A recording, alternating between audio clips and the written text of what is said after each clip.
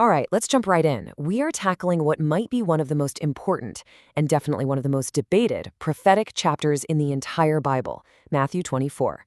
For centuries, people have looked at it as a kind of roadmap to the end times.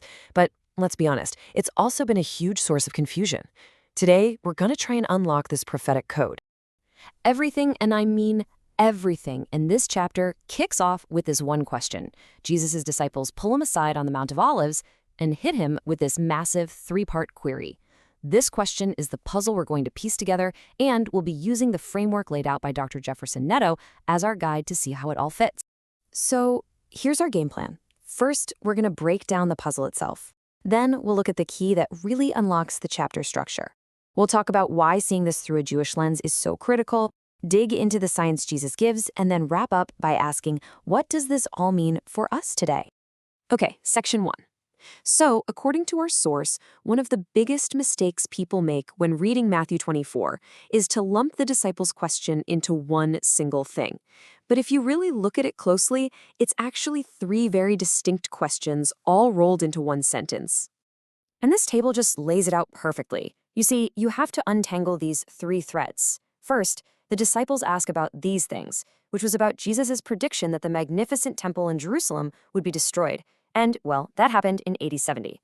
But then they ask about the sign of your coming. That's a future event, the visible return of Christ. And finally, they ask about the end of the age, which points to the beginning of the millennial kingdom. If you don't separate these 3, the rest of the chapter is just a confusing mess. So, how in the world do we make sense of Jesus' long and complex answer? Well, in section 2, we're looking at what Dr. Netto calls the key to the whole chapter. He argues that Jesus' reply isn't just a random list of scary predictions. It's a perfectly structured 3-part response to their 3-part question. And here is that beautiful structure. Jesus' answer breaks down into 3 clear sections. Verses 1 through 8 describe a long period of time called the beginning of birth pains. Then, verses 9 through 14 cover what will be the first half of a future tribulation. And finally, verses 15 all the way to the end detail the Great Tribulation. The real linchpin here is verse 8, where Jesus says all these are the beginning of birth pains. That phrase closes the door on the first prophetic cycle and sets the stage for what's to come. Now, just to give you the full picture, it's important to know that not everybody agrees on this exact breakdown. The source points out there's another common view where those birth pains actually go all the way to verse 14. In that reading, the tribulation doesn't really kick into high gear until verse 15. So it's a slightly different timeline, but the overall progressive logic is still there. All right, on to our 3rd section. This is a point the source says is absolutely vital. The Gospel of Matthew was written primarily for a Jewish audience. If we forget that, we're going to misinterpret almost everything. These prophecies were spoken to Jewish people about events that are centered on the nation of Israel. And that brings us to the most important metaphor in the whole chapter, birth pains. The Greek word used here is odenon, which literally means the contractions of childbirth. Now, according to the source, this isn't just a random poetic phrase. In the Old Testament, it's a very specific metaphor used to describe the terrible suffering Israel would have to go through right before its final national restoration. So the one giving birth in this analogy isn't the church, it's Israel. And this isn't some new idea Jesus just came up with. The source connects it all the way back to the Old Testament prophet Hosea.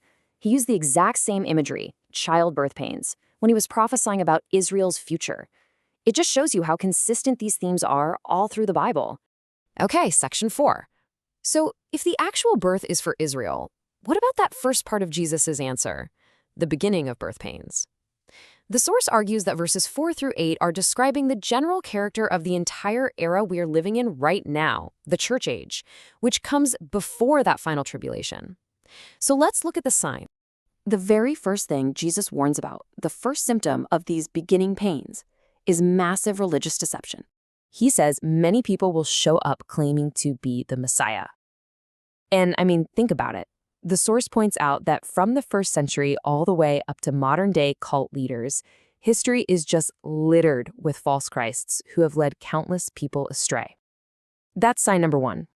The second sign Jesus flags is widespread political chaos and military upheaval, basically global conflicts. But look at the crucial thing he says right after. The end is not yet. He's telling them, and us, that while things like world wars and constant tension between nations will be a feature of this age, they are just symptoms.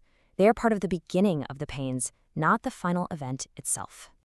And that brings us to the third category of signs he mentions for this period: natural disasters and widespread suffering. The source suggests that the increasing frequency and intensity of things we see today, like pandemics, devastating earthquakes, and major food shortages, are all modern expressions of this third labor pain, signaling that the age is marching forward. So how can we be so sure that these signs and the tribulation that follows are really focused on Israel? This is where our source introduces a really cool concept called prophetic coherence. It's the idea that the Bible uses its symbols and imagery consistently across different books. For example, let's go back to that verse from Hosea. God explicitly says he will use beasts, a lion, a leopard, and a bear, as his instruments of judgment against who? Against Israel. Now, remember those animals. Now, let's flash forward hundreds of years to the book of Revelation, which describes the final tribulation. And what does the beast, the one representing the Antichrist empire, look like?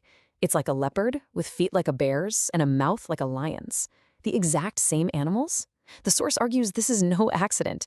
It's a massive clue that the target of God's end times judgment is the same as it was way back in Hosea's time, the nation of Israel. So, all of this leads us to our final section, and the big question. What is the takeaway? What does this interpretation mean for people today, especially for those who are not part of the nation of Israel?